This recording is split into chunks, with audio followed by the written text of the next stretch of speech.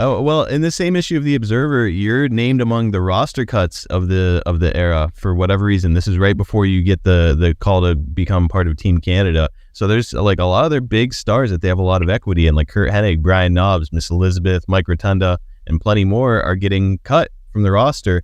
And you were among the names with, I guess the idea being that you would be under contract still, so they'd still have to pay you, but you just ride it out at home.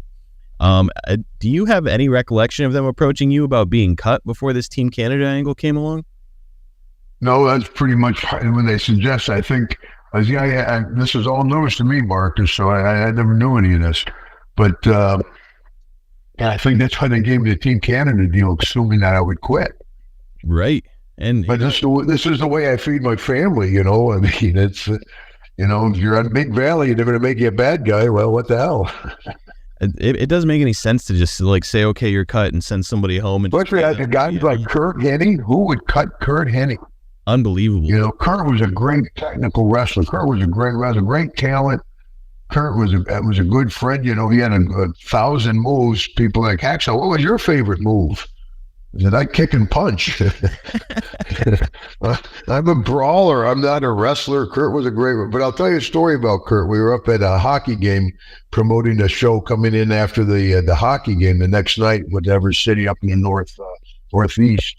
And we went out and dropped a puck. And then at the end of the first period, I went out. They run out a little walkway to walk on. I walk out on the walkway. Oh, USA. Second period, they roll the walkway out. Curt's a heel, of course. He's sneering at everybody. Everybody in the place is booing. Curt intentionally steps off the walkway. Whoop, whoop, whoop, whoop. He takes a bump. The police went nuts. I tell you, the hockey team, the pop was here. Curt's bump was here. I mean, I looked at that guy. I'm like, that's a pro.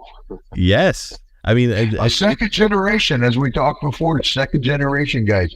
Curt, Jake, DiBiase, guys who grew up in the business, just that much more smarter in the business.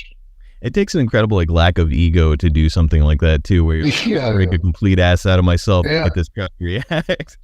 And that's part of the job. I mean, when I first started wrestling, I came out of a football background. I was very competitive in everything I did. I didn't watch wrestling. I'd never been to a wrestling show, and all of a sudden I'm wrestling, and I'm Big Jim Duggan, short hair and clean shaven. I'm about 270 back then, and they're like, Duggan, this kid's going to beat you in 8 minutes. I can beat him. I know I can beat him. What the hell? And of course, the guy I'm working with is like, holy smokes! Oh my God, Duggan!